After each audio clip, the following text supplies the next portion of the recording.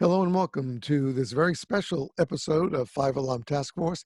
It is our first recorded Zoom podcast, and we welcome you. There will be an audio podcast available probably by the end of the week, and this will also be available to you on our YouTube channel. And to kick off this first Zoom video podcast, it's my pleasure to welcome Dr. Burton A. Clark, EFO. He has been in the fire service for 50 years. He was a firefighter in Washington, D.C., Prince George's and Carroll Counties, Maryland, Assistant Fire Chief in Laurel, Maryland, the Management Science Program Chair and Executive Fire Officer Research Advisor at the National Fire Academy, an Operations Chief during national disasters and emergencies for the DHS and FEMA, an instructor trainer for the University of Maryland Fire Rescue Institute, an expert technical reviewer for the CDC, National Institute for Occupational Safety and Health, firefighter fatality investigation and prevention program, and a visiting scholar at Johns Hopkins University Center for Injury Research and Policy. He serves on the doctoral research faculty at Oklahoma State, Benedictine, North Illinois, Grand Canyon, Fielding, and Valdosta State Universities. In addition, he conducts lectures, workshops, and strategic planning for various educational and governmental organizations. Burt has a BS in Business Administration from Strayer University in Massachusetts, in Curriculum and Instruction from Catholic University, and a Doctor of Education in Adult Education from Nova Southeastern University. He has served on 18 doctoral dissertation committees. He studied fire science at Montgomery College with Professor Frank Brannigan, a name most of you should all know very well, emergency management at the Emergency Management Institute, national security at the National Defense University, and is a graduate of the National Fire Academy Executive Fire Officer Program. He is Nationally Certified Fire Officer 4, Chief Fire Officer Designee for 9 years, and Eagle Scout Mentor. The Chief writes, lectures, and teaches fire service research, safety, culture, and professional development worldwide. He is married to Carolyn Smith Clark, a National Fire Academy instructor. They have 6 children, 14 grandchildren, and 3 great-grandchildren. Now I know why he has a smile on his face every time I see him. His first book is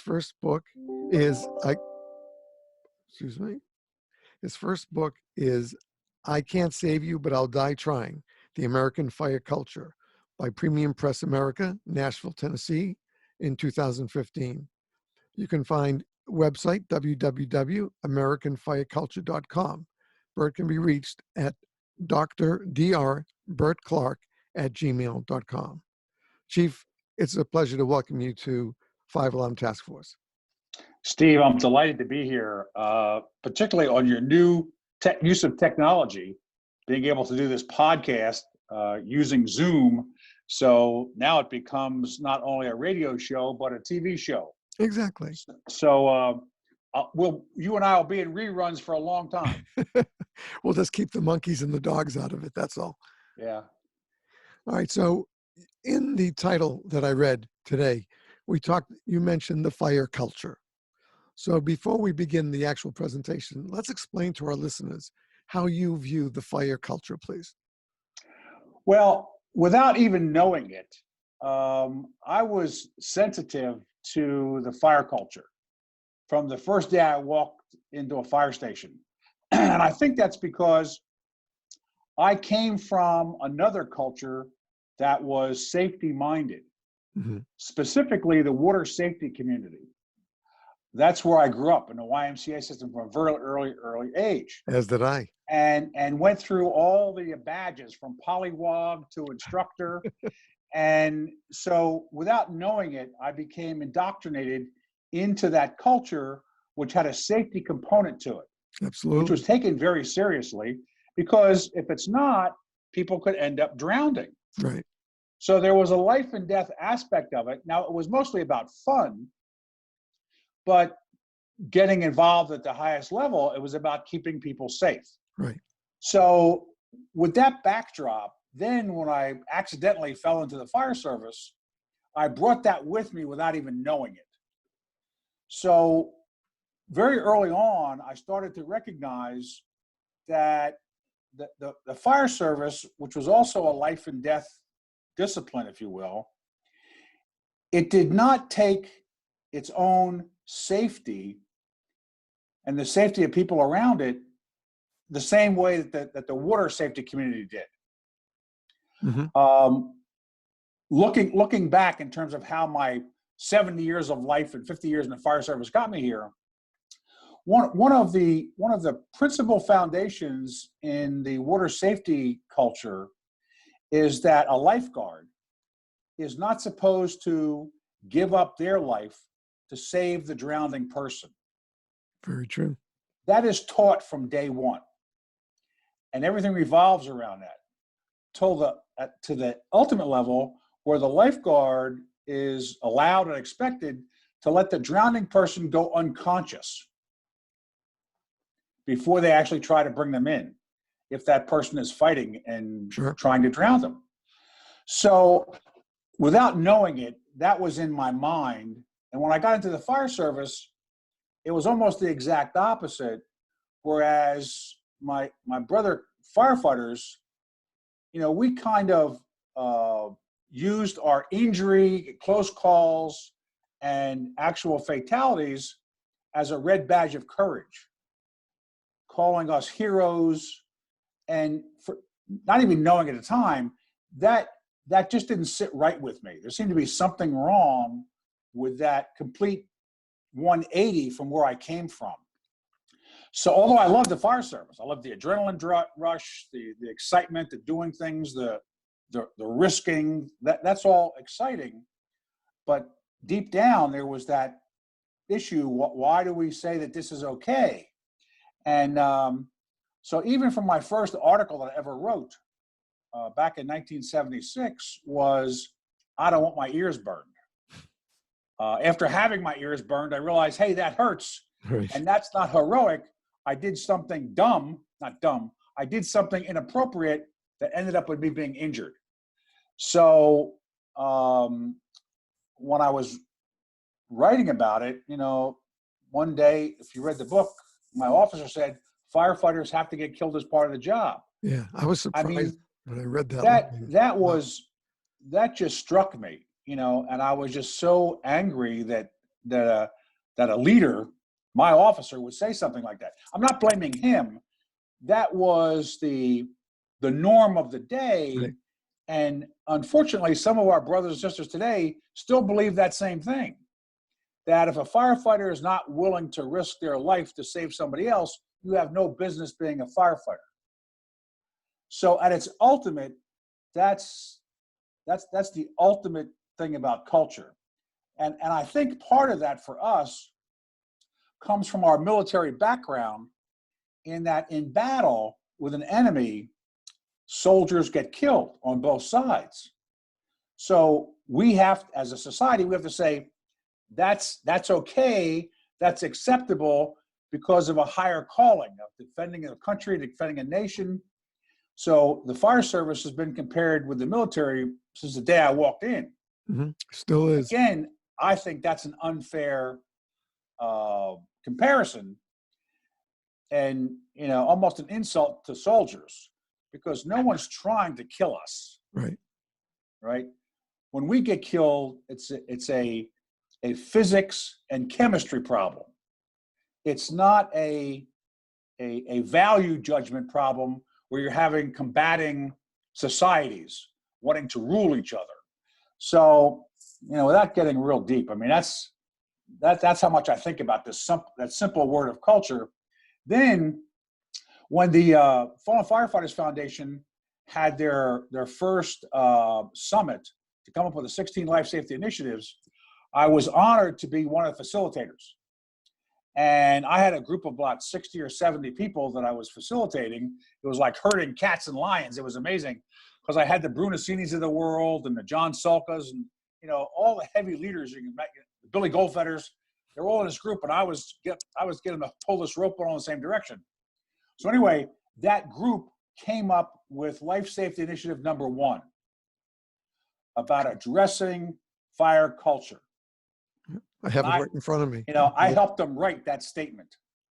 So without knowing it, I think, but what it meant was all of us did agree that if we don't get to that underlying cultural issue, we can't solve the bigger problem.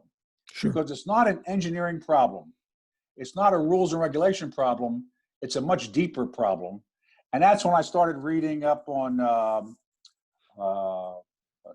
the theories about culture and where they come from. That's why I started reading Edgar Schein and read his work and took a class from him. That's when I started applying that cultural model to the fire service. And there's a whole chapter in my book on culture and the fire service. And now this thing about the Prometheus paradox, that just continues that work to a broader human aspect of culture, because fire is part of the human culture. Mm-hmm. So if we don't understand it at the human cultural level, we can't fix it at the living level. Right. That's a long, drawn-out story for. No, that's great. I'm interested in it. Yeah, and it's funny because very similar how you started. I grew up with every Red Cross badge and YMCA in safety. Became a senior lifesaver, then water safety instructor. I worked at the college that I attended for 3 out of the 4 years I was there, because 1 year I was studying abroad, doing the testing of new students. Yep. And then, same way as you said, you accidentally became a firefighter, as did I. I had no plan. I admired firefighters. I used to visit firehouses in Greater Boston, but I never intended to be a firefighter. Planned to be a rabbi. My older brother. Oh, wow. My older brother is now a retired rabbi, and that's what my plan was. And of course, life gets in the way and takes us down different paths. Yeah. I wound up in Jewish education in Greensboro, North Carolina, but my apartment was just a quarter of a mile outside the city limits. And I went shopping the second day after we moved in, and I go down to the supermarket, and there's a big firehouse, the doors open, and big shiny red equipment. So I just walked in to see, and 45 minutes later, I walked out with an application in my hand. It's amazing, Steve. I mean, our stories are identical. Exactly. Except from being a rabbi, I was supposed to be an FBI agent. Uh-huh. And I went to the grocery store, and across the street was the Kentland Volunteer Fire Department. Kentland, sure. I just accidentally walked Station in. 33. Next thing you know, here I am 50 years later. Right. Still doing the same thing, still having the exact same excitement I did on that first day.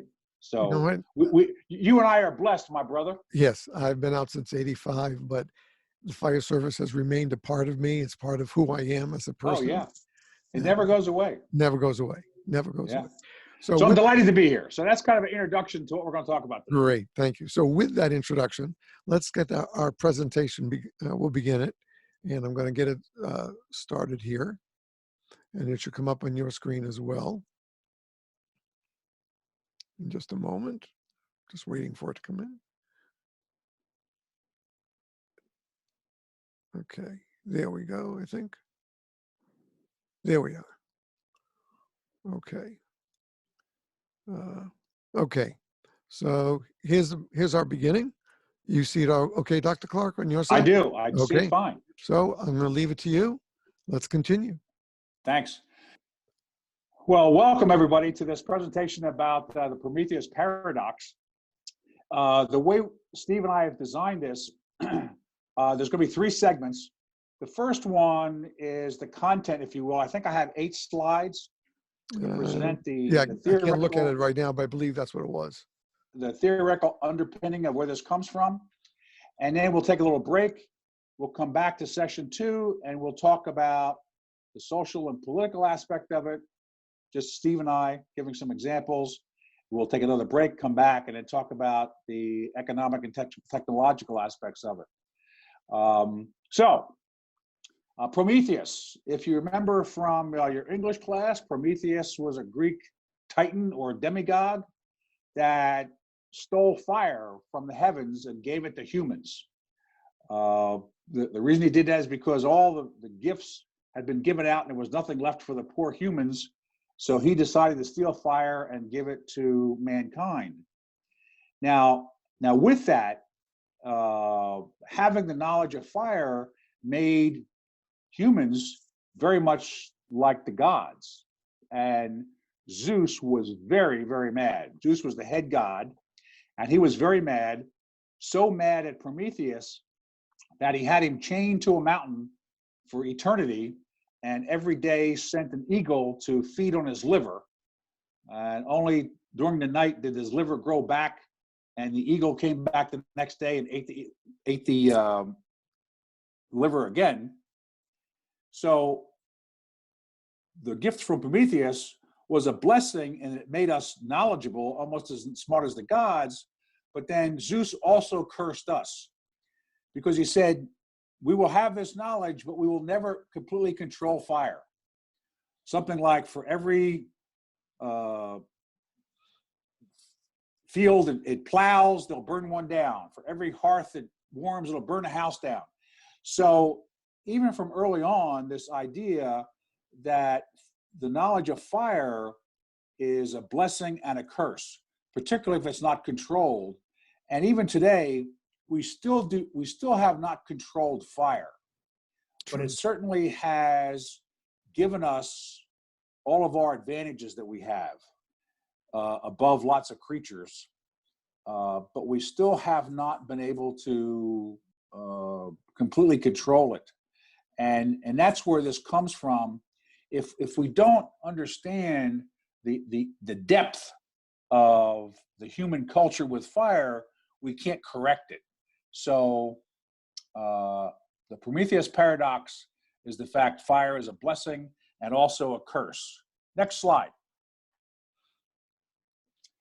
So in any part of culture, there's 4 fundamental areas, which they're all interconnected. But for me, it's helpful if I can narrow things down to be able to focus in on something. So in terms of fire culture, there's the social aspect of it. That's really kind of how people feel about things, what we think about when we come together. And this changes by the subset of culture. So in the United States, in America, we have a certain social aspect of fire. But that may not be the same thing in China or Japan or the African continent. So, but humans do have a social aspect of fire. Then there's the political aspect of fire.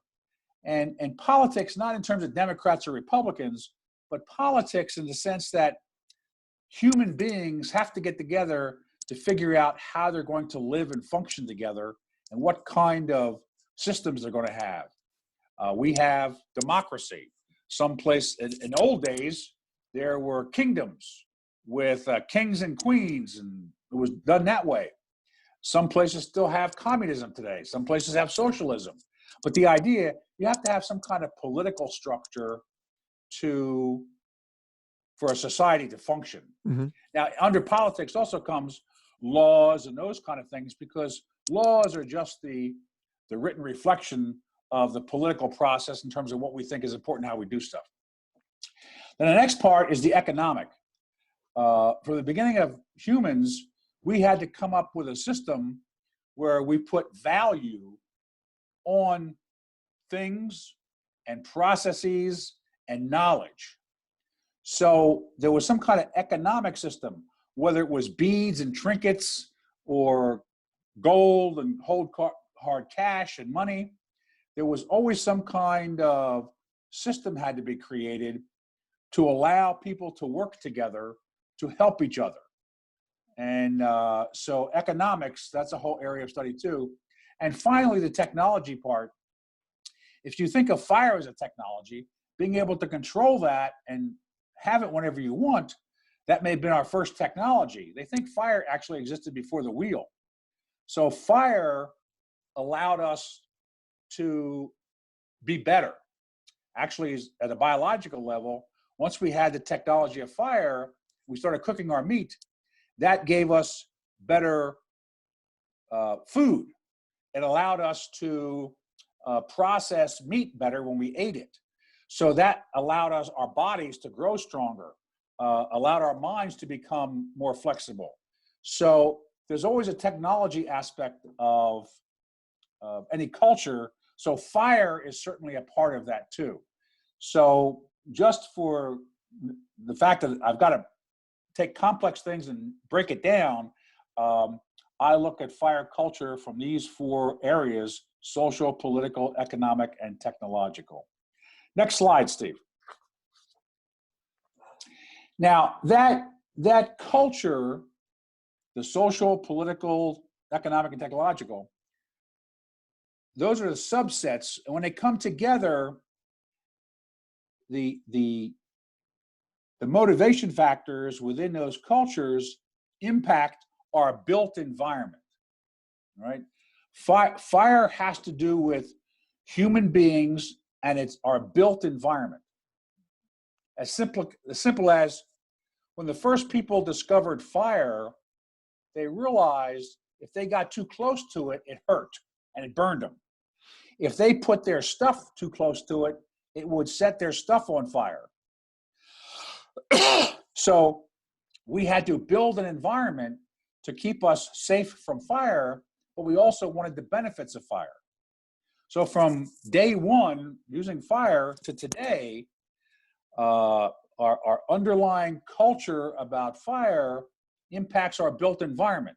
Depending upon how we build things, we can either have a low risk as a result of this built environment or a high risk.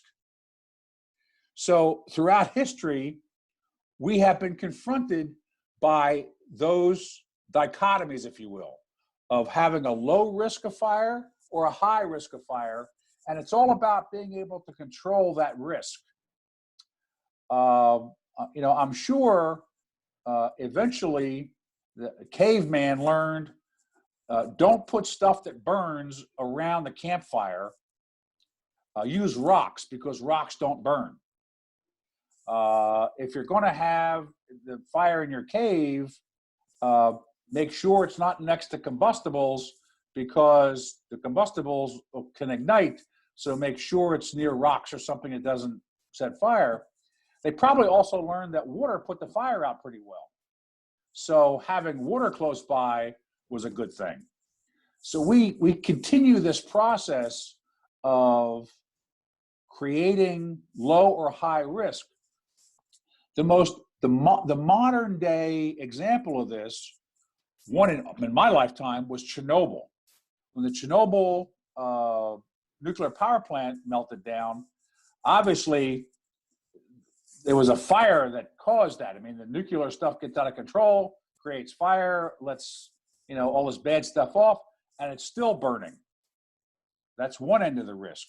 The other end is the Japan issue, where the flood, the tsunami wiped out the pumps, and those plants still aren't working. And that area is still not inhabitable. So we haven't fixed the problem of the risk that can be created by fire, and we need to start thinking about that in a different kind of way. So fire culture impacts the built environment, and it also determines low to high risk. At a very small level, just look recently when there was a cell phone where the batteries would overheat and start a fire in people's pockets. Mm-hmm. That was a risk that ultimately turned into a great fire risk. Now, the airline industry quickly realized we can't have fires on airplanes, so they made those people put their phones in a fireproof bag until they were able to solve the problem. So that shows you how this phenomenon of fire culture impacts our built environment from low to high risk. All right, next slide. And that's still continuing with laptop batteries. Oh, exactly. Right. Yep. Okay. Next slide. Now, this fire culture is the result of the interrelated social, political, economic, and technological decisions. People make decisions in each one of these groups made by multiple stakeholders. Different people make different decisions, and they all may not have the same motivation. This is not about people being bad. This is not about good and bad. That's a value statement, all right? This is about divergent motivation. In other words, people having different motivation to do stuff. And fire, either low or high, can be an outcome. But we don't talk about it that way. We just point fingers, call people names, and that does not increase the discussion level to where I think it needs to be in terms of changing culture. A perfect example, we'll get into more of these later, but an example is Arizona, where the Arizona state legislature just passed in the House a bill saying that nightclubs and bars and restaurants don't have to retrofit fire sprinklers. Well, the news media is going crazy. Now, the Senate hasn't voted on it yet, I don't believe, and the governor hasn't said anything. But just by the fact that they said they don't have to do this, especially the fire service community is jumping on them. Well, I too think it's not on the side of reducing risk. It's on a side of increasing risk. Right. But I don't think they're bad people. Their motivation is just different because there's multiple stakeholders involved. So we all have to be able to come to the table honestly and openly and be able to discuss these things if we want a different outcome. And we keep repeating that throughout history. So again, when we have good guys and bad guys, good gals and bad girls, then we're not listening to each other to get us to a better, safer place. And sometimes people just aren't aware of the consequences of their decisions. So that's the only thing I can do. It's my job to share those ideas so people can start doing some reflective thinking and examine their own self to figure out, okay, where is this going to fall when it comes to fire? Is this going to help or is this going to get in the way? Is it today or is it 10 years from now or even 50 years from now? So we need to be having these kinds of discussions. So next slide. Hold on, make sure. No, we're on the one that says when, there we go. So herein lies part of the challenge, and I really did learn this from Frank Brannigan when I took his class way back in the mid-70s, because the idea that when things are cheaper, or when you can do something faster or make it lighter, those three phenomenon typically work against fire safety. And now when you see those three phenomena, cheaper, faster, and lighter, and there's more profit involved by doing things that way, the whole fire safety factor takes a minor position in a decision-making process. So we kind of build out fire safety factors, and we build in more risk because we're doing something faster, cheaper, and lighter. And just chemistry and physics tell us that may not be the most fire-safe way of doing things. Or if we do that, we need to put in a lot stronger fire safety measures when that cheaper, faster, lighter causes us problems later on. And that's the discussions the honest discussions we need to be starting to have at all levels of society, from the family to the corporate boardrooms, to the White House, to the governor's mansions, to every state legislature. Anybody that is part of the built community, fire is an aspect of it, whether we want it to be or not. And when fire becomes less of an issue or a minor decision-making factor, the fallback implied decision is we can always call the fire department when all else fails.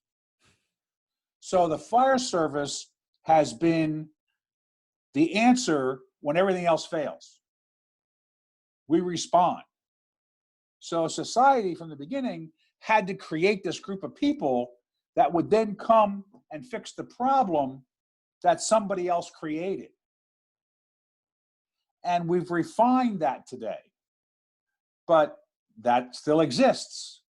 So we're still stuck on this model that when the built environment fails and fire results and everything else doesn't work, we call the fire department, thinking that they can come and fix the problem. And I think that that's a fundamentally flawed decision-making model. If we want a different outcome in the 21st century, we need to have a different way of thinking now. Next slide.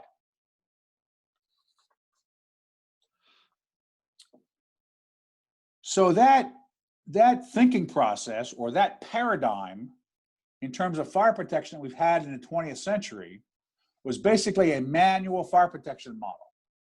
So when a fire got going, people had to come and do something. It was a manual fire protection model. Now, it wasn't everybody in society. Very early on in the 19th century, actually in the late 18th century, heavy manufacturers realized that the fire departments could not come and save their warehouse or save their stock, and they would have great economic loss. So the whole notion of built-in fire protection, meaning automatic sprinklers, was created. So especially in the Northeast of the United States, a lot of those mill factories and stuff, very early on, to get insurance, they had to put in built-in fire protection, because economically, it was the only way to save their stock or their value or the company. And they didn't want to, an insurance company didn't want to lose this money. So they started to put automatic fire protection in. But where people live, we didn't do that. So in late 1800, early 1900, we had conflagrations and whole towns burned down because we were still in that manual fire protection model. And even today, if you look at some of the California wildfires, whole communities were destroyed because they were still relying on the manual fire protection model. And my idea is we cannot sustain this in the 21st century, because the demand for higher levels of living among people, the population expansion, people living in more dense areas, and climate change is going to increase the potential fire risk beyond anybody's manual ability to handle it. So where I'm going to is, as the human species has to say, oh, we have to change the fire paradigm from a manual fire protection model to an automatic fire protection model, meaning built-in fire protection for everything, from single-family dwellings to high-rise buildings to places we work, play, and live. It's the only way we can do it, because it's not going to reduce.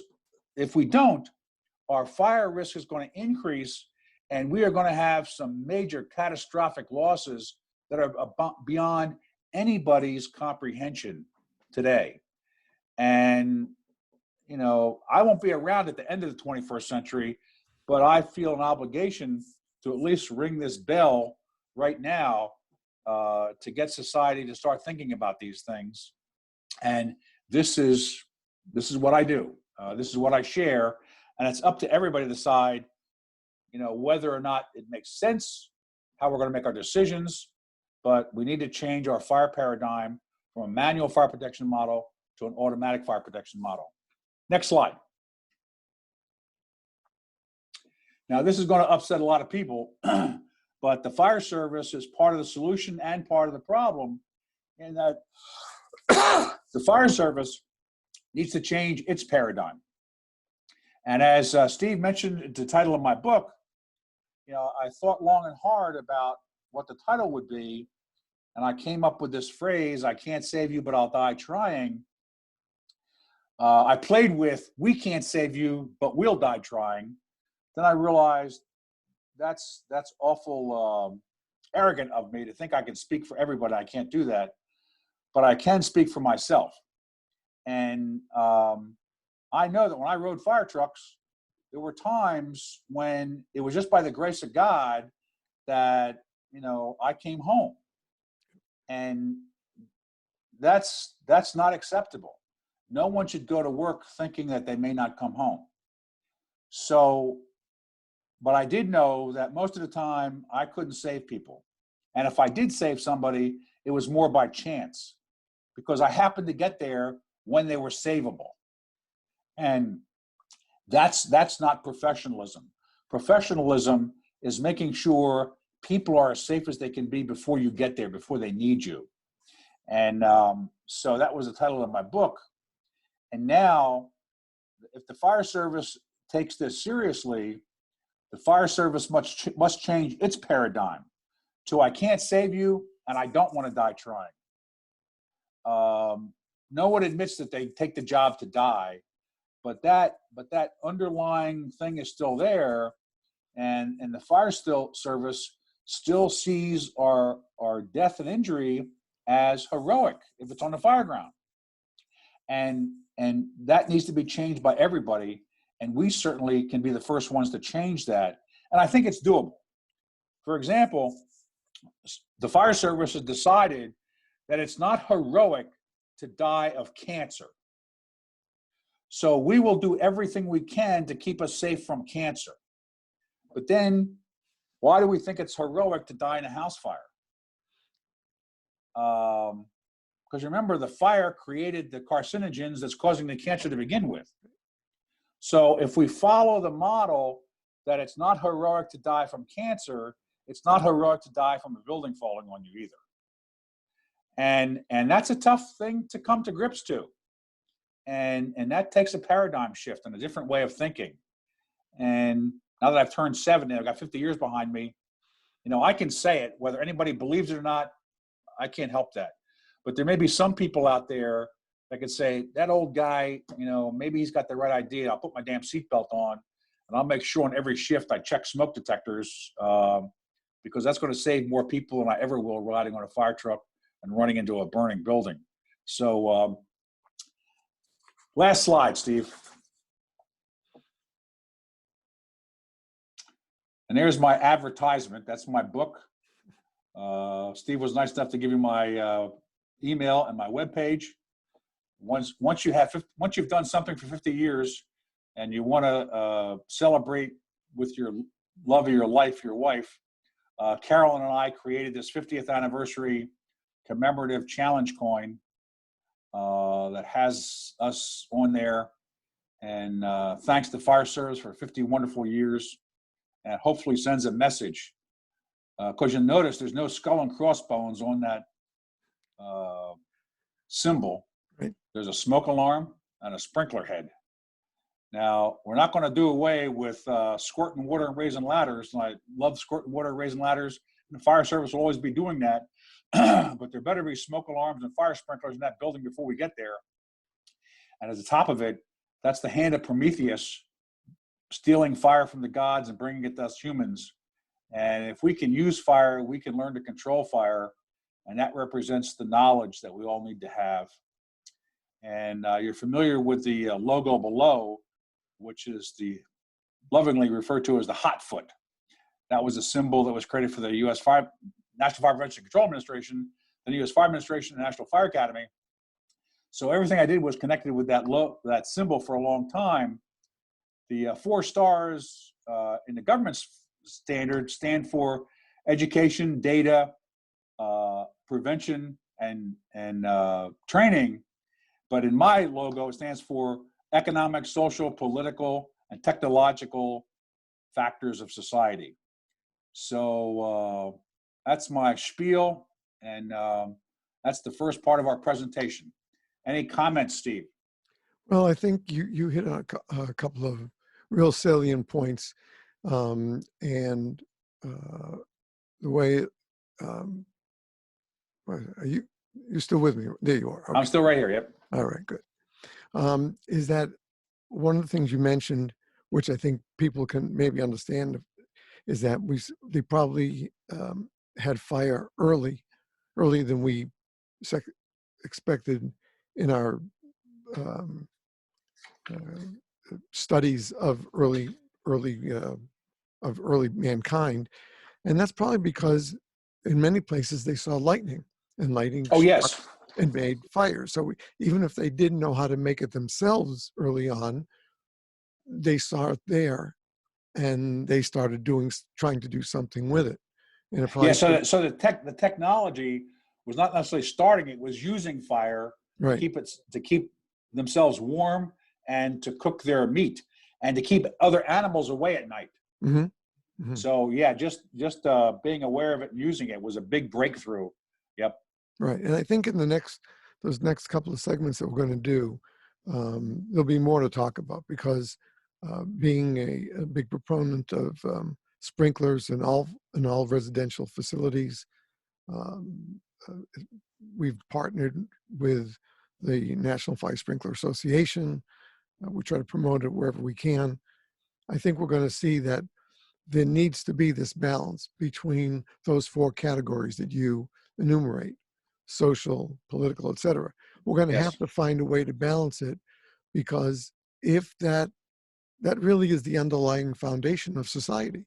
Yes. And if that foundation is not balanced, just like in your home, you put a dish on the table and it's going to slide right off if you don't have a good foundation.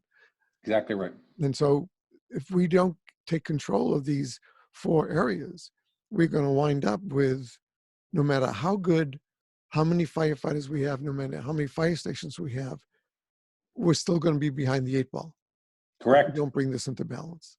And I think we'll Exactly. be discussing more of that in our next segment.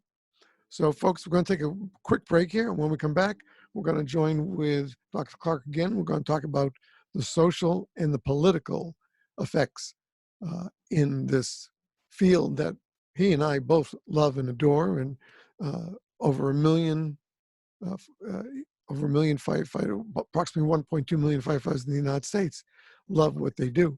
And we'll be talking about that when we come right back. So we'll be back right after these words. Please stay tuned. And welcome back to this, our first Zoom podcast. This is the video side, and we'll have the audio available for you as we always do on your favorite podcast platforms.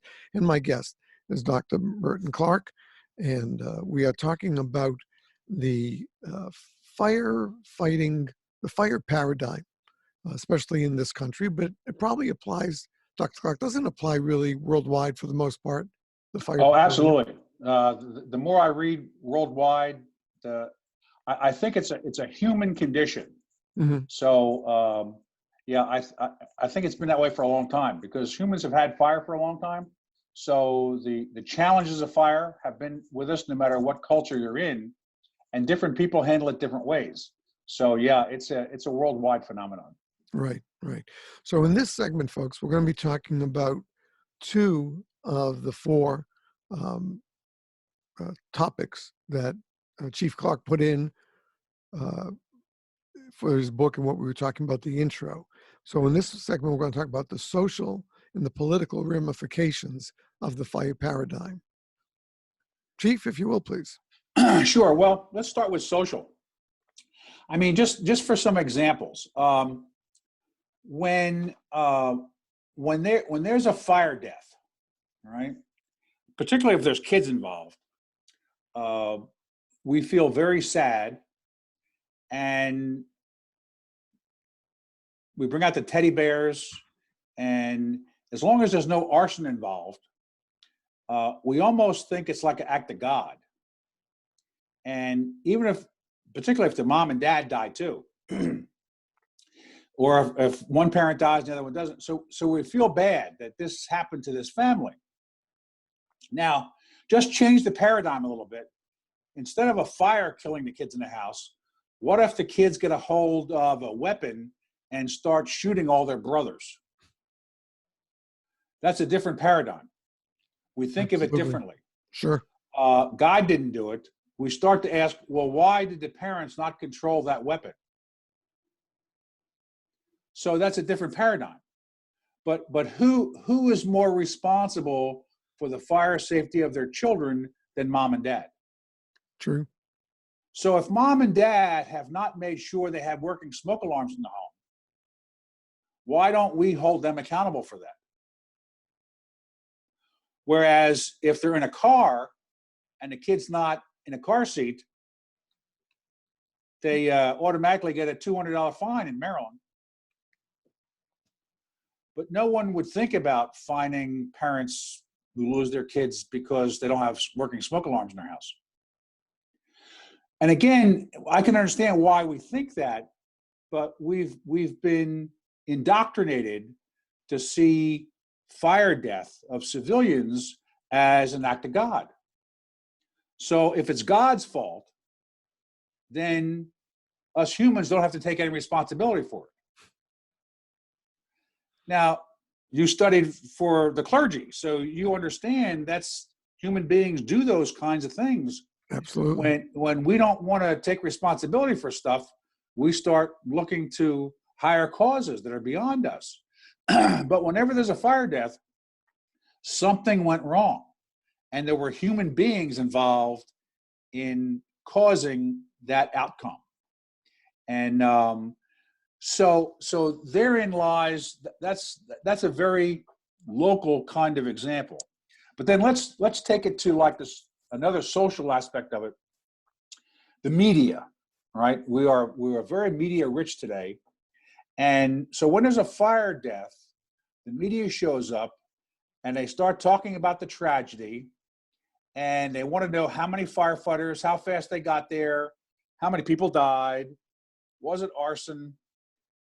But rarely do they start talking about whether or not there were smoke alarms present or whether there were fire sprinklers in the building. So we're capitalizing on the sensationalism of it as opposed to using it as a teaching moment when you have people's attention. So whenever there's a news anchor talking about fire, the news anchor needs to be asking about smoke alarms and fire sprinklers. And if the news anchor doesn't do that, the fire department PIO needs to be starting to talk about fire alarms and sprinkler systems, because that's the most important aspect of it. The other stuff is just sensationalism. Right. And so that's where and again, I'm not blaming I'm not blaming the media, but that's the outcome of it. You know, we're interested in that. We're not necessarily interested in fixing it. Years ago, I think in 2017, a university in California, every year they do a study and they ask people, what are you afraid of? And one year, out of 100 or 80 things or 90 things you were afraid of, fire was not even on the list of things people are afraid of. Actually, ghosts and zombies were on the list, but fire was not on the list. Now, that may have changed since after the brush fires, but still, if we don't see something as dangerous or threatening, that helps explain why we don't pay attention to it, why it's easily put on the back burner or dropped to the lowest level of motivation factors when we're thinking socially about stuff. Right.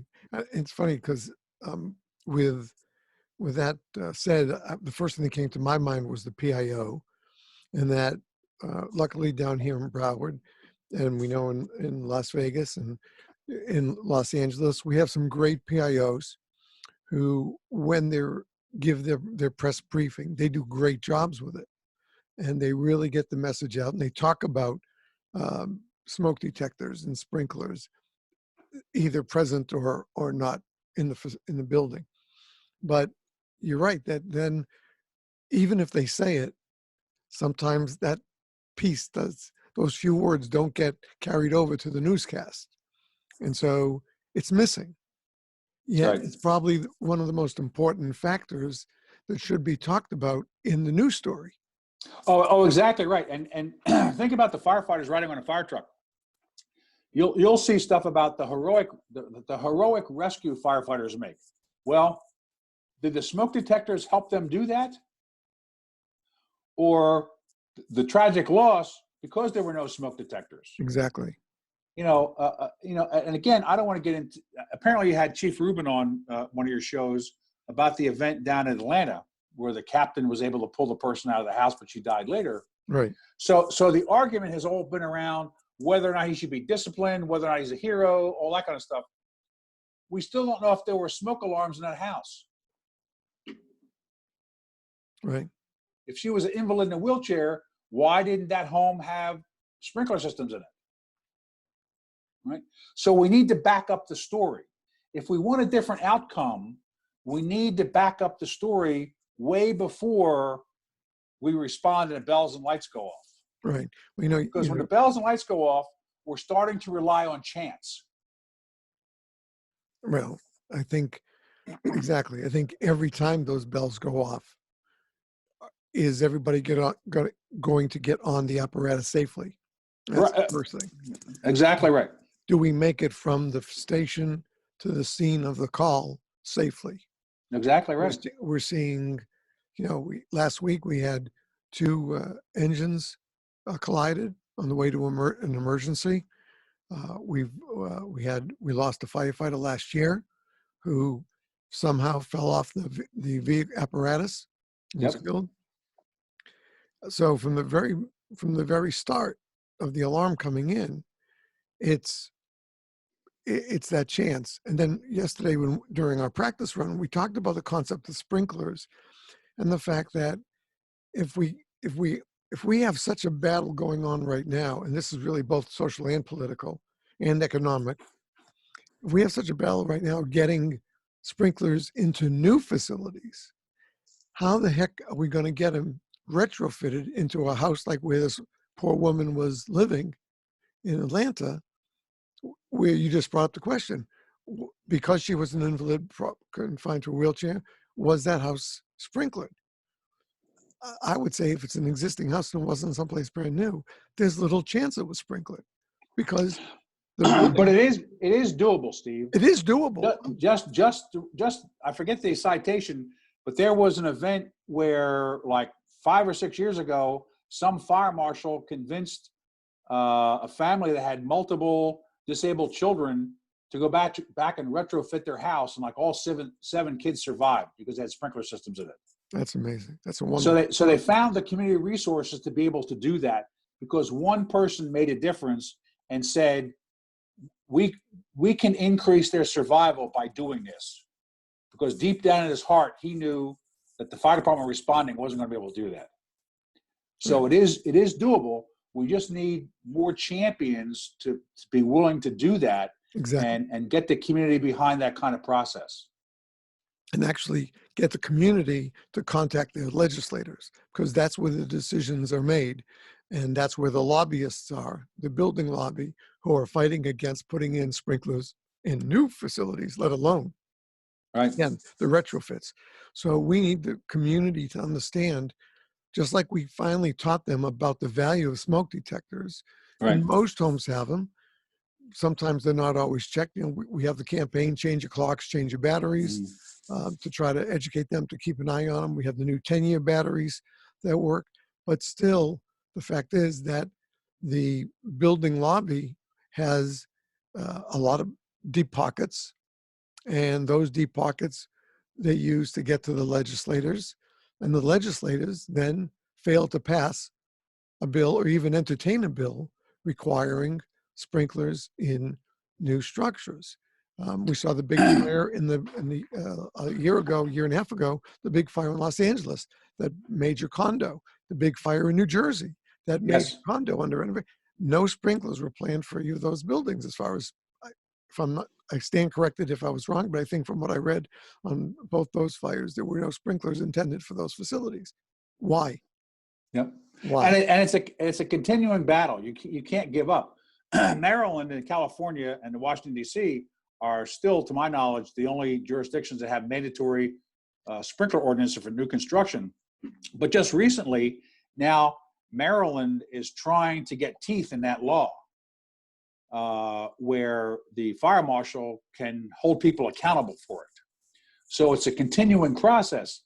And the gentleman that did that is on the county council right here in Carroll County, Maryland. He's a retired fire guy. So he understands the importance and value of that. Mm-hmm. So that's where the society exists, politics exists, and then the fire service is a subset of those things. So what messages are we sending to those areas? That's where we have to take some responsibility to influence society in general, the political world in general, in terms of what's important. And we have a lot of clout. I mean, the fire service is still considered one of the highest levels of organizations. Who do you trust? A Pew Charitable Trust study years ago had it number 2 to family members. Firefighters were trusted number 2 to family members. So we need to use that for changing the fire culture from a manual fire protection model to an automatic fire protection model. They know we'll do our best to come and save them. We have to say, look, please don't rely on me to come save you. Make sure you've got smoke detectors. Pass residential sprinkler ordinances. When you drop your kids off at the daycare center or overnight, check and make sure they've got working smoke alarms in the facility. Right? There was a tragic case where a firefighter's children died in an overnight daycare that didn't have working smoke detectors in it. How tragic is that? Mm-hmm. Absolutely. Right? So, I mean, there are opportunities at the individual level, at the family level, at the neighborhood level, at the community level. How often do you see a politician's handout in terms of what you think the most important issues are? Fire is rarely ever on that list. Education, crime, healthcare, they're on there, but fire is hardly ever on that list. Whereas one of the things about the Congressional Fire Caucus is that when people sign up for that, they are supposed to commit to having one of their staffers become their expert on fire issues. That's important for us. Who is the expert on fire issues? You mentioned my book. My book, to my knowledge, is the only book ever gifted to every United States congressman and senator. Wow. To try to communicate the value of fire. Now, I don't know if they read it, Right. or if a staff member read it, but I guarantee you, if a fire chief called up their elected official and said, hey, did you read Clark's book? They'd go find the book. Because now you've got their attention. Right. And you are telling them that this is important. And it's a way of starting the discussion about changing the American fire culture. Right.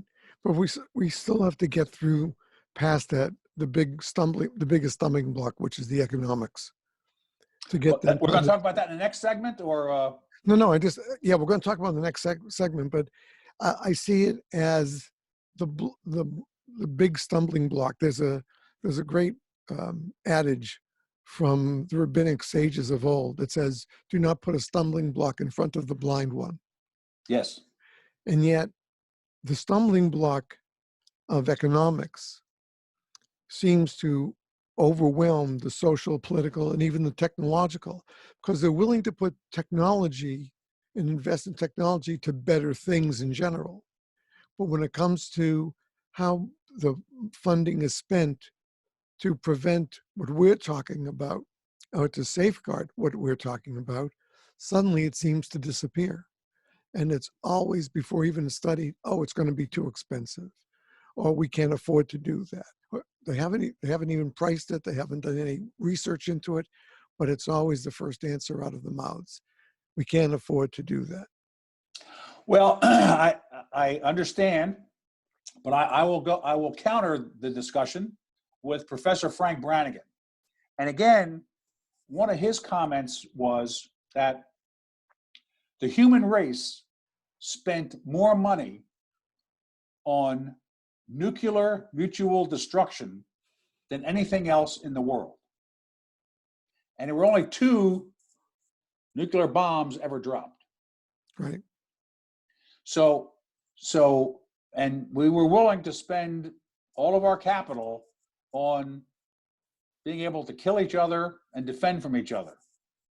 So, and again, that's not because of our experience with it. That's because of just our underlying threat of it and our fear of it. So if we want something bad enough, we will find the money to be able to do it. Right. So that's the other.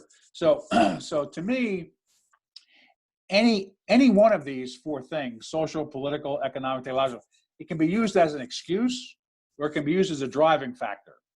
I think if we use them together as driving factors to create a more fire-safe environment, then it's a win-win for everybody. Very true. Very true. I mean, and we know that the fire service can come together, as they have for presumptive cancel laws. Yes. And to promote smoke detectors, most departments are well behind that. A lot of them use AFG grant money to help buy several hundred of them, so they can put them in homes that need them and haven't had them. And so we know that it's possible. And all too often, unfortunately, again, as we talked about earlier, life gets in the way, and some people come with the best intentions to help on the political side. Just, we're not saying they have to become a politician, but as a firefighter, they can write to their politicians, their legislators, and say, listen, I'm a firefighter. This is what I've seen. This is where we need to make a change to protect our communities, et cetera. Now, with approximately 1.2 million firefighters, career, volunteer, part pay, wildland together, plus family members, we have the power to notify our elected officials that this is what we want. As you just said, the thing is, we have to make up our minds that this is what we want to do. Yes, that's exactly. And change the political landscape. Right. Of this. Run for office. Run for office. Or run for office. We need more fire service personnel to run for office. There's a lot of cops that end up running for office. Yes. Yes. So we should have the same number of firefighters that run for office. All right. So let's move in now to we've talked about the social. So let's tie in before we go to the next segment with economics, the political ramifications, which we just started on a little bit. Let me give you a little history lesson about politics. Back in 2000, I was preparing for my executive fire officer presentation, and so what I did, I went back to the year 1900 and looked at the fire service magazines from the year 1900, and one of the first articles in the January issue of one of these was about reminding the fire service that politicians wanted our vote in November, but now it's our responsibility to hold their feet to the fire when it comes to fire issues now that they're elected. So this notion of the fire service being part of the political process is much older than you or I even put together. Right. And our forefathers were very aware of this because they were writing about it in the 1900s.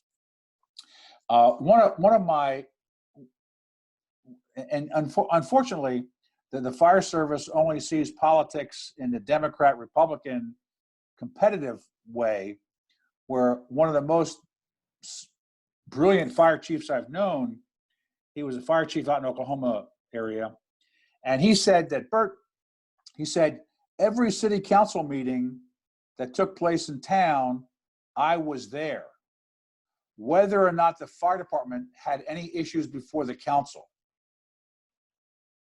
because he realized that his presence said that the fire service was interested in the community and in politics. He ended up being the city manager of that town. So we need to be part of that political process, not just when it suits us. We need to be part of it all the time if we are part of government. That politics is part of it. You can't get around it. It's right. The way it really is. And we need to understand it. Every candidate has firefighters for so-and-so standing behind them at their rallies. So we are a commodity that's valued, and we need to share our knowledge with them so that the political leaders are knowledgeable about how their decisions impact their community. There was another fire chief in Texas, big city. Whenever there was a fire, he would send a battalion chief to the elected official from that area to see if they wanted to be driven to the fire scene. He made sure they all had helmets and coats. He invited those elected officials to come to Firehouse with him and have dinner. Right? So that's how you are part of that process without being political. Right. You can still be part of the process without being partisan, rather. So from top to the bottom, and I'm guilty of it myself. When I tried diligently after I wrote my book, I sent copies of the book to the White House when President Obama was there, requesting that a copy of my book be put on the library shelf in the White House. Whether it ever made it or not, I don't know. But there is a bookshelf in the White House, and I also sent it to the Trump administration through a friend of mine to try to get it on the bookshelf in the White House. So if any of my colleagues out there are ever in the White House, ask to look at the bookshelf to see if you can find Clark's book on a bookshelf in the White House. As silly as that may sound, that would send a very powerful message that fire is something that society needs to think about at the highest possible levels. Oh, so true, so true.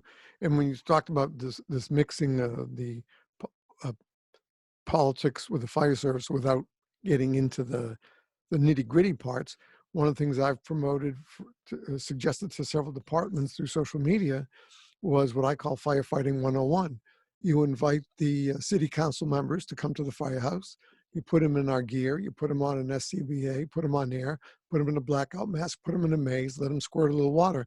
Exactly. Let them see what we do every day. And then let them understand that when they short shrift our budgets and we have to go to a 3-person crew on an apparatus, and what the outcome of that can be on a major working fire in a, let's say, a 3-story, triple-decker balloon frame house that's cooking when we get there. They then have a better understanding of what we face once they feel that heat on their faces and they're squirting the water on it. And I think that's just to let you know, Steve, the Congressional Fire Caucus partners with the Maryland Fire Rescue Institute every year, and they have a congressional day where congressmen, staffers come to MIFRE, Maryland Fire Rescue Institute in College Park, and they put them through their paces to do exactly that. Right. And I arranged for some of our FEMA leadership to do that one year when I was involved with them, and it's an eye-opening experience for folks. Mm-hmm. You can't replace that firsthand knowledge, her firsthand experience with doing that. Right. In the first community I recommended it to, they actually got an apparatus that had been in the shop for 3 months, was an aerial, and the interim city manager wouldn't okay the funds repair. But after they did the firefighting 101, of course, he did not show up for it. But after they did that with the other council members and did a little public relations with the seniors in the 2 high-rise buildings, that there was no longer a ladder truck to get them.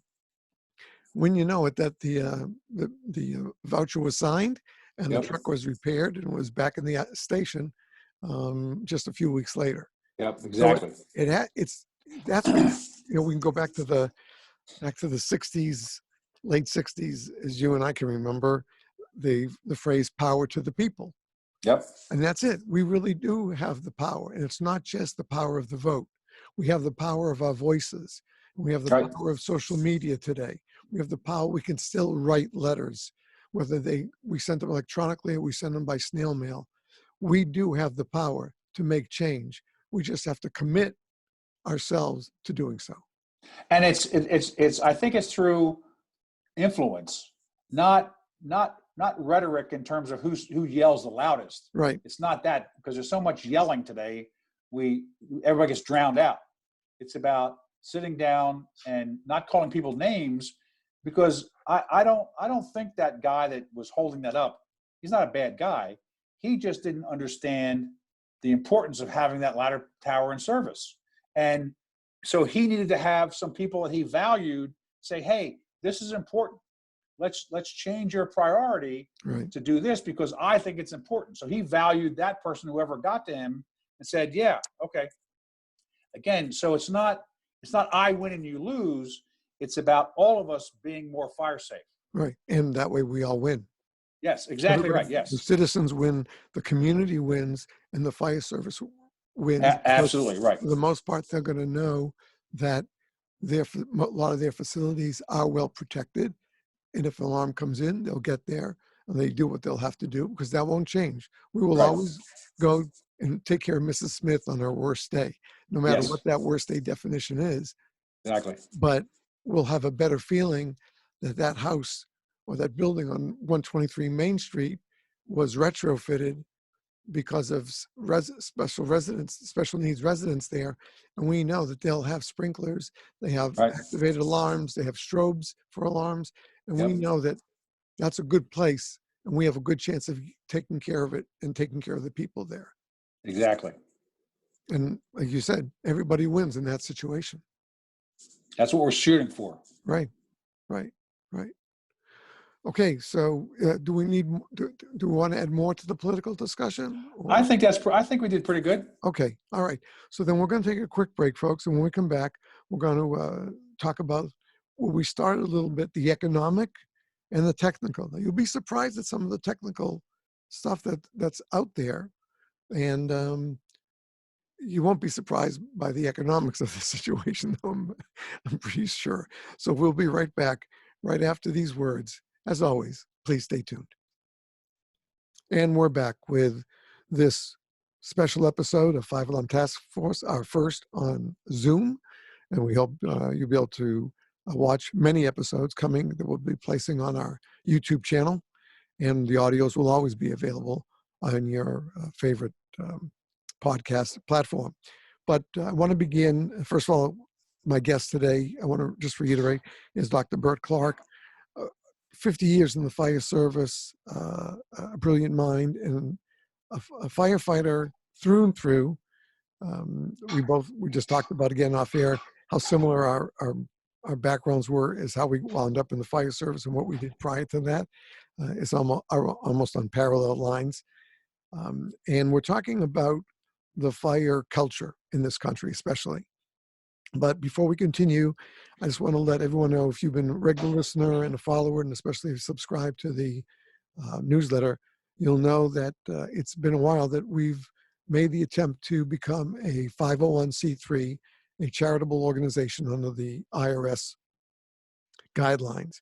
And yesterday in the U.S. mail, I received the confirmation that we have been accepted to be a charitable organization under the name 5 Alarm Task Force Corp. And so keep your ears out to listen, keep your eyes out for the newsletter, and we'll give you details of when and how you can make a contribution. We're going to have several different ways to do it. And our goal is to find worthy causes for first responders, especially in the fire service, because that's closest to us. But all first responders should be included, and help them when they need help the most in a good way. And we'll keep everybody apprised as that develops. So we just wanted to make that clear to everyone and let them know that it has happened. And my sincere thanks to everybody who was egging us on and coaching us, and to my team, my legal and accounting team, for getting it done on the first try. I wasn't sure if that could happen with a little schmendrick like me doing this little podcast, but thank goodness it did. So now we're back. And we're back with my guest, Dr. Clark. And now we're going to talk about the economic and the technical aspects of this fire paradigm. So Dr. Clark, if you will, let's get back into the economy that I kind of started us a little bit in segment 2. Well, let me first, Steve, congratulate you on your new status as a 501c3. Thank you. I think that's great. I think that's a great segue into the whole next piece about economics and technology. Here you have made this decision to use your personal resources to continue your belief in terms of what the fire service should do. And so you had to put your sweat and tears and probably some of your own money into making this happen. Being a 501c is a good thing. I mean, that's a way of working as opposed to trying to do stuff for profit. You're out there to try to help. And then I think the fact that your podcast goes worldwide, that's amazing technology. Yes. That we can use to get a fire service message available to people. I was blessed in my career that I always worked for the government, basically. So I was able to use other people's money to do my projects and to get people involved.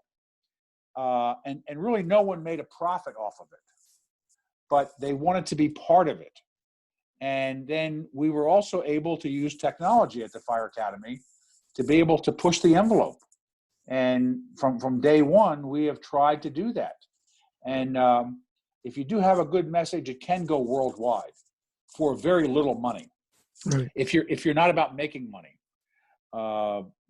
probably the two most significant international projects that I worked on before I left the Fire Academy was the whole seatbelt pledge in terms of firefighters putting their seatbelt on. Mm-hmm. As simple as we think that is, even to this day, we haven't solved it. I include a PSA every other week. There you go. Seatbelts. You know, that went worldwide. The same thing with my Mayday training class that we did. A lot of people put their, money into doing that. And then I think it was translated into 3 or 4 international languages around the world. Wow. By their own organizations because they saw the value of it. Mm-hmm. So I don't want economics or technology to be excuse why every firefighter can't do something. Do something. We can all do better. Right. There's a way of doing better. And sitting back and crying on your spilt milk is not good. Like I said before, when they deal you lemons makes lemonade, and there's a way of finding out to do that. And I think one of the things that happens in the fire service is that many people, I don't say many, a certain percentage of the fire service, when they join it, they're ready to go and gung-ho. But then after about 5 years, they're not challenged anymore. So they use their intellectual powers for their business or their part-time job. So they go to work or go to the firehouse almost to retire. They're not investing in making the fire service better. Not that they're bad, right? But they're not that 1%, that top percentage that's really trying to make things better. And so I think all of us can do a little bit better, and that'll be a good thing. Absolutely. And money is not always the answer. Money can't be a stumbling block all the time, or technology can't be a stumbling block. Right. You have to find a way of doing it, and they're out there. Well, I mean, as we talked about earlier, I mean, today, anybody and everybody can send an email. Yes. To their legislators, to anybody in government. It's not blocked. They go there as long as you have, most of the time, if you have what we call a standardized email address, it won't go to automatically go to a spam or junk folder in the receiver's email program. So, how much time does it take to sit down and write an email about, I don't want to see people or firefighters die in fires. I want to see us save as many as citizens in our community and keep our firefighters safe. Sure, there are always the unknowns in every emergency call we go on. It doesn't make any difference if we're rescuing the cat and we could get we could be sideswiped at an intersection as we're responding, or it could be a floor that falls out that we didn't expect, or a collapse that happens that even though we were watching and looking, something internally gave way that we just had no vision of, and that happens. But in the meantime, you can devote yourself to 15, 20 minutes to find out who your legislators are, write one email with all the addresses in your email, and it goes, and then you can sit back and say, I did something. Right. Right. And then you wait for either a reply, or you wait to see something, or you CC, which stands for, if you don't know, that stands for copy, your friends and your firefighter friends, and CC them so that they're going to do the same thing. Because then all they have to do is take your email body and forward it again. So now you have one, then you have two doing it, then you have four doing it, then you have six, etc. And you extrapolate it out, you can get tens of thousands of firefighters writing an email to the federal government, the local government, the state government, whatever. And that doesn't cost you a penny. It costs you 15 to 20 minutes of your time. And it's free. You're paying for your broadband anyway. The kids are playing games. You're watching videos. You can send an email. And the economic impact of not doing so, of not fixing things, I think today the two most significant examples worldwide are the California brush fire, right, that destroyed a town, and the Paradise, right, the billions of dollars that's being lost as a result of that, and the economic impact that's still being felt around that area. The insurance industry not wanting to, sell insurance and stuff, and people not being able to get insurance. That's certainly an example. On the other side of the pond, the Grenfell fire in Great Britain, where those people died, that's a worldwide phenomenon impact, from the manufacturer of the product to people living in buildings that have the cladding on, that can't sell their homes, that can't refinance. It's an economic nightmare that rarely do we think about, that fire can have that amount of economic impact. But that's a reality today, because economically, the world is now interconnected. A product made in the United States ends up in a fire in England. So everybody's suing everybody else. Or a battery made in Korea, South Korea, ends up in your pocket on an airplane. So we're all interconnected economically too. Right. And we don't think of fire that way, but we should.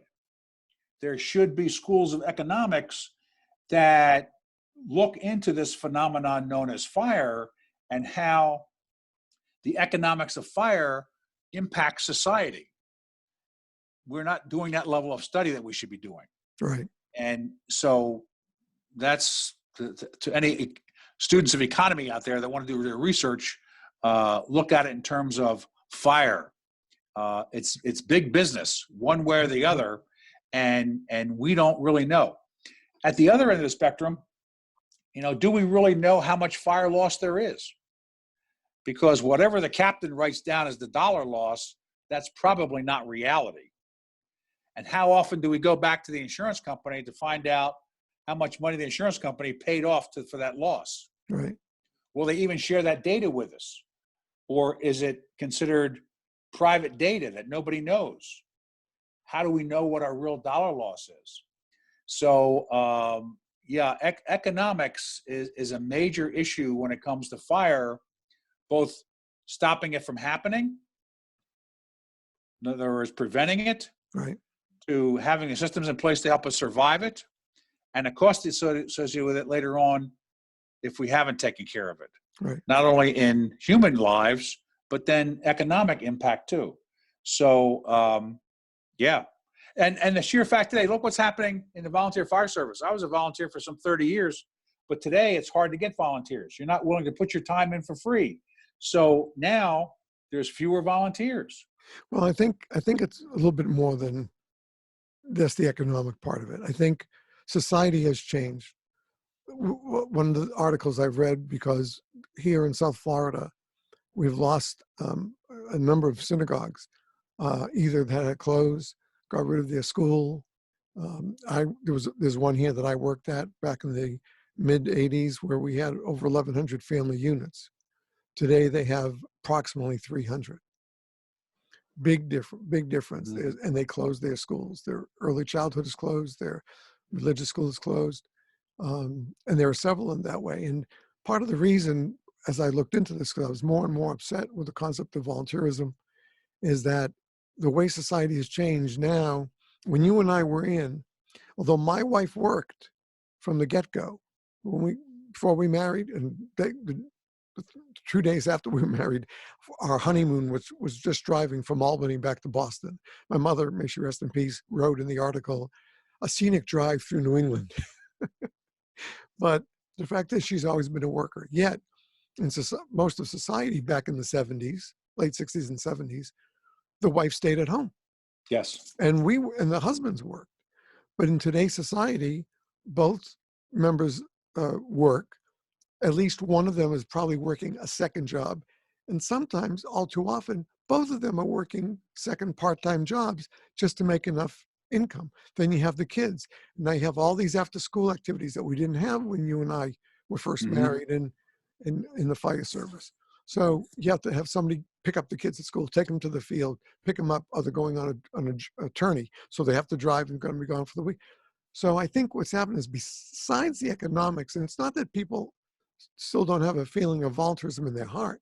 I just don't think in talking with, we had on the panel, we had Tony Correa from Jersey, Chief Anthony Correa. And we had Jared Kushner, who was, not Kushner, God, Jared Benshaw, who was on the podcast last week. And we were talking about that before recruitment, you have to figure out your retention, because I had called Right. the podcast recruitment and retention, but it should be the other way around. It should be retention. Hold the people that you have there, keep them interested, because they can be your best advertisement to get new people in, and then do your recruitment. So I think that's part of the problem. And yes, it is true that a lot of the volunteer departments have gone to either pay-per call, or if you make a certain number of calls in a month, you're entitled to a certain stipend. But I don't think most of the folks who are doing it are doing so for the money. I don't know, maybe just the pure heart that I feel from my days as a volunteer in two different departments. And you said you have 30 years in it, but I don't know. I see that people who volunteer for the fire service, for the most part, are a little different, cut from a little bit of a different cloth, and are dedicated to the service they provide for the most part. Maybe they want gas money or something like that, depending on how they have to respond. But I still look at most of our volunteers as good people with a heart to help their communities. Oh, absolutely. But you're right. The economics changes over time in terms of what we need to be able to support our families and survive. One of the notions that I put out there one time was that we have a volunteer army today. Very true. That doesn't mean they don't get paid. Right. So if we had a volunteer fire service that got paid very much like the National Guard, how much more professional could we make the discipline? Great point. All right. Very Now, good. what kind of structures would be in place if we had that? Right. What kind of standardization could we possibly have? How could that change the built environment? Right. So, the reasons everybody's car has a certain amount of air pollution on it is because California made their standard high enough that everybody else wanted to sell cars in California. They had to have those kind of criteria. In the beginning, there were no seat belts in cars when you and I were kids. That's right. Then seat belts became mandatory at the federal level. So it's a continuing process. We are continually evolving. And I think my point is that this fire issue needs to be part of the conversation no matter what we're doing. Right. Look at the 18 and 20 story high buildings they want to build today out of wood. If that's not a topic of discussion, shame on us. I just saw that the other day. And again, it's hard for me not to take sides, but they're coming. And what does that mean? How are we going to respond to that? How are we going to make sure that 50 years after one of those buildings is built, we don't have a conflagration? Or heaven forbid, an airplane should run into it. What's going to happen to that? So, history kind of repeats itself, and we need to be able to have these discussions today, because 50 years from now, some firefighter is going to be making a decision: am I going to climb up this tower that's built out of lumber? And that's I wouldn't want to have to be faced with that kind of decision. No. So what are we doing today from an economical standpoint? Because the technology is going to change, the economics is going to change, and are we always playing catch up, or are we ahead of the curve? Do we have a seat at the table when all these things are being done? I think we need to have a seat at the table. And unless we demand it, they're not going to give it to us. Mm-hmm. Very true. Very true. Of course, we also have a problem with some communities are, even if they have a part career and part volunteer, you need to have a strong fire marshal or fire inspector who can work in the community and is dedicated to making sure that pre-plans are done properly, and copies of the blueprints, that anything that's going to deal with the fire service is made available to that representative. And that way we can be prepared on our side as the fire service, the builders can continue, and the community knows what's going on, and hopefully never the twain shall meet. But at least if we do meet, we're prepared for it, as opposed to going into, as you said, maybe 50 years from now, and there's an alarm at one of these high rises, and probably none of those firefighters had any idea that there was lumber used for the erection. And next thing they know, they see the whole thing crumbling down in front of them just as they pull up to the street. I'm not going in there. That whole thing is coming down. Of course, hopefully you have an officer who's going to call defensive action at that point. But, if we don't say something, if we don't contribute an answer to a problem, then we're contributing to the propagation of that same problem. Yes, right. So everybody needs to have these kind of conversations, and it can happen. I think one of the most successful corporations is the Marriott Corporation. The Marriott Corporation has properties all over the world, Mm-hmm. but they decided very early on that they were not going to have fire fatalities in their properties. So they are the exception to the rule. They make sure that they don't. They go above and beyond the requirements because they don't want to have a fire in their property. Didn't that happen after the Sheridan fire in upstate in Westchester County? I believe. Well, I think Marriott was way before that. Marriott's Before that? been a leader in fire protection for almost as long as I've been in the fire service. Okay. You have to get probably Wayne Powell can give you the whole story behind the Marriott fire culture, but that's an example of a corporation making that decision not to have fires and doing everything they can economically and technologically to make sure it happened in their corporate environment. So if they can do it, that means anybody can do it. Right. If we decide to put fire at least on the table as a motivating factor with the other kinds of things that cause people to perform. Mm-hmm. And you have to make that economic decision, whether individually or at a larger scale. Let me give you an example. Let me hold this up. Can anybody see what that is? Anybody know what that is? I can't tell from this. You can't tell from here. I'm going to write about this. This is a heat detector. Mm-hmm. That was designed in about the late 50s, early 60s. It was for residential occupancies. This is the heat detector system, part of the system that my dad installed in our home. Wow. When I was in elementary school.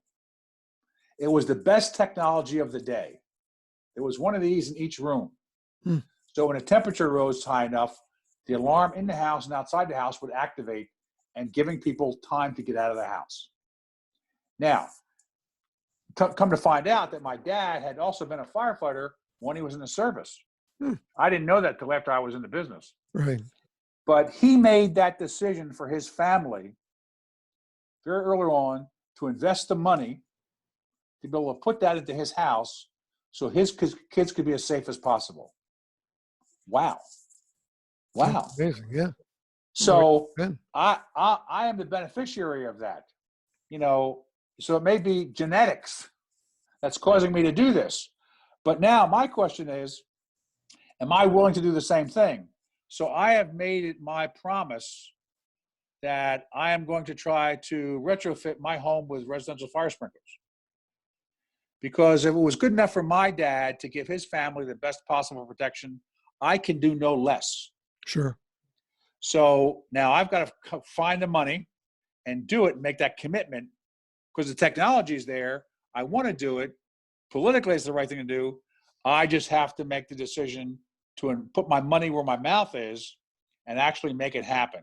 So Right. hopefully, it's taken me 50 years to get around to it, but I'm going to hopefully do it this year. That's great. And by making that announcement on air, I have to hold myself accountable to that kind of decision making. True. So whether you're an individual firefighter or a corporate CEO or the fire chief in your community saying that my guys are going to put their seatbelt on no matter what, I'm going to hold them accountable.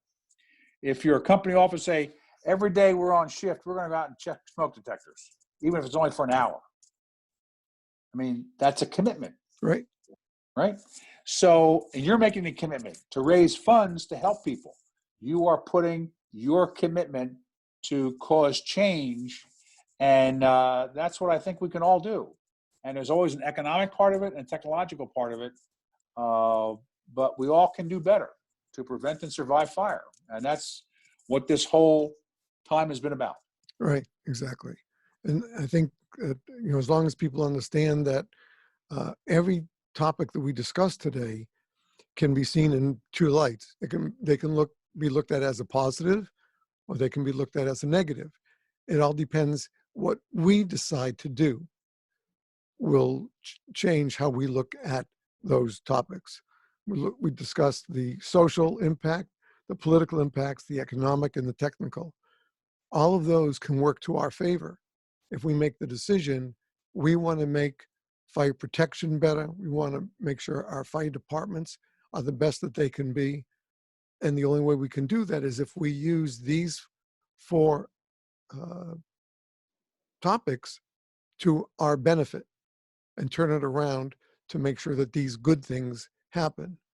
And some of it doesn't cost you a penny because you can just sit down at your computer and do it. Some of it may make up a flyer and share it or post it at the firehouse. Anything like that.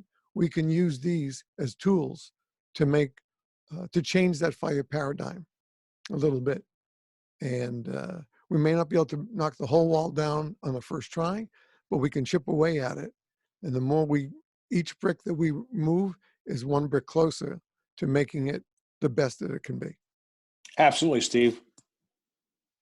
So it's been a great podcast. First one on video, Dr. Clark, and I can't thank you enough for agreeing to join me and experiment with me this first time. The webinar was great Wednesday, but I wasn't in charge of it. My good friend Chief Andy Starnes was the facilitator to it. But I thank you. This has been a great podcast, a great topic, something that we have not addressed in our 3.5 years. But it begged to be told. It had to be told because it is so important. And I don't think many firefighters realized the paradigm exists the way it does today, other than your explanation. And I think the title of the book is basically the definition of why we have to change the paradigm from what it is and what it has been, even since old Ben's time to today, because there's not a lot different from Ben Franklin's time when he started that first volunteer fire department to what we do today. Just the methodology has changed, the transportation has changed, the ability to pump has changed, but the basic tenet is we go to protect and help the people in our communities. How can we do it? in the safest manner possible. It started with bucket brigades, and now we have 200-foot booms. But as you said, we talked about the Grenfell Tower. We talk about the two condo sets that caught fire out in California and New Jersey. The massive fires they had there. It may have been Maryland, not Jersey. I apologize. But nevertheless, those challenges are still going to appear, because unless we make the effort, the builders are not going to voluntarily say, hey, you know what, let's put on sprinklers in all our buildings today. Yeah, it's going to add costs. And, for the most part, in the sprinkler talk that I've seen online with some of the great folks from the NFSA, is that it really doesn't add. When you're building, it only adds about $1,200 to the price of the new home. And, they've already removed the ugly sprinkler head part with the new heads that they've designed that you can barely see, because they have them white on white. So, they don't even need to be red. All they need is what I think it was, a 3/8 of an inch to clear something like that, to clear the ceiling, to be able to spread the water at 30 gallons per minute. So the money is no longer really an argument. The decor question is no longer an argument. You can't use it anymore. Retro may be a little bit more difficult and a little bit more expensive, and everybody understands that. It doesn't mean we can't work towards that goal, though. And that's the most important thing. All of these right now are uphill battles for those of us in the fire service and for our citizens. But we have a way of climbing those hills one step at a time until we get to the top, and we re-educate the society that there is a safer way of living in society that doesn't necessarily have to cost billions of dollars, as long as we all make it a part of our lives and agree to do so.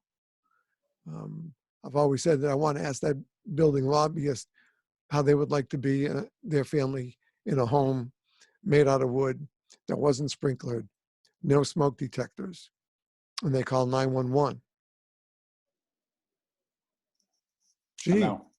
Gee, it took you 4.5 minutes to get here. Yeah. You know what? That fire could have been out in 90 seconds. Absolutely. So we have to work towards that. And I think with a podcast like this and messages like yours in your book, we're going to put the information about Dr. Clark's book on his guest page on the website as well. So you'll be able to order it from there. And I've only been able to read, because it came late for whatever reason. He sent it right away. But I only got to read a small part of it. But the first few pages, the first page itself, as I told him, is what grabbed me around the throat. And at the very beginning, you brought up that point about you burnt your ears, as did most of us in those days. There were no hoods. Right. We only had the ear flaps. But the ear flaps sometimes got in the way of our peripheral vision. And so most of us tucked them in as we put the helmet on, and we kept them up. And those ears were our thermal imaging cameras of the day. That's how we found out what the heat was.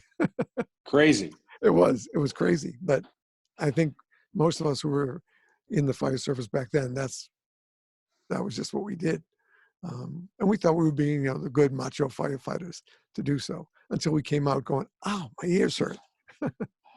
So again, my sincere thanks for joining me today. It's been a pleasure to get to know you. I'm so happy that I was able to find the paper to remind me to contact you. And I know you were on the cruise, and as soon as you got back, you made time to put us on the calendar, and I deeply appreciate that as well. And I want to have you back. The rule on this podcast is, once you're on, you always have a welcome invitation to come back and join me again. I'm looking forward to it. So am I. So thank you very much.